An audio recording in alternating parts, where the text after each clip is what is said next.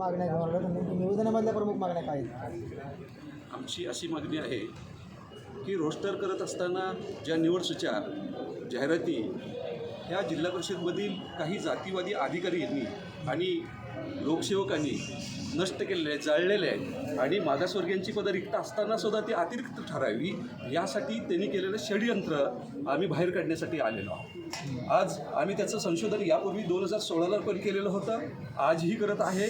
खुल्या प्रवर्गाची 900 पदं अतिरिक्त असताना सर्वसाधारण 100 ते 150 पदं रिक्त करण्याचं षडयंत्र सुरू आहे. NTDची सर्वसाधारण 448 पदं रिक्त निघतील, परंतु 448 पदं अतिरिक्त काढण्याचं जे षडयंत्र आहे ते उलटवण्यासाठी आम्ही इथं निवेदन घेऊन आलेलो आहोत. आमच्याजवळ जो आहे तो हा संशोधन रिपोर्ट आहे.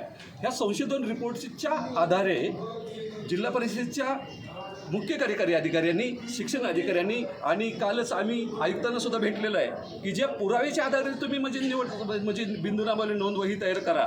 जर तुमच्याकडे निवडसूच्याच नाहीत, तुमच्याकडे जर जाहिरातीच नाहीत, तर मग सर्व मागासवर्गीयांना तुम्ही जातीच्या प्रवर्गाच्या बिंदूवर का टाकवताय?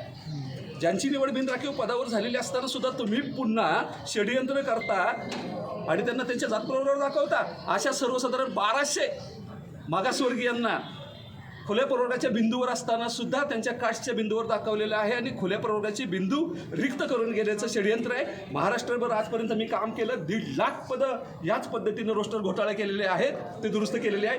आज मी इथे या बीडमध्ये सातारा जिल्ह्यातून येऊन खऱ्या अर्थाने या बीडमधला मागासवर्गीयांच्यावर होणारा अन्याय दूर करण्यासाठी आलो आहे. यापूर्वीसुद्धा आम्ही 2016मध्ये संशोधन केलेलं होतं. त्यावेळेला खुल्या प्रवर्गाची 500 पदं अतिरिक्त होती. इथल्या म्हणजे प्रस्थापित आमदारांना ते 500 पदांचं त्यावेळेला दिसलं नाही का? त्यावेळेला म्हणजे तुम्ही का म्हणजे तरीसुद्धा 500 पदं अतिरिक्त असताना तुम्ही कशा काय आंतरजिल्हा बदल्या केल्या?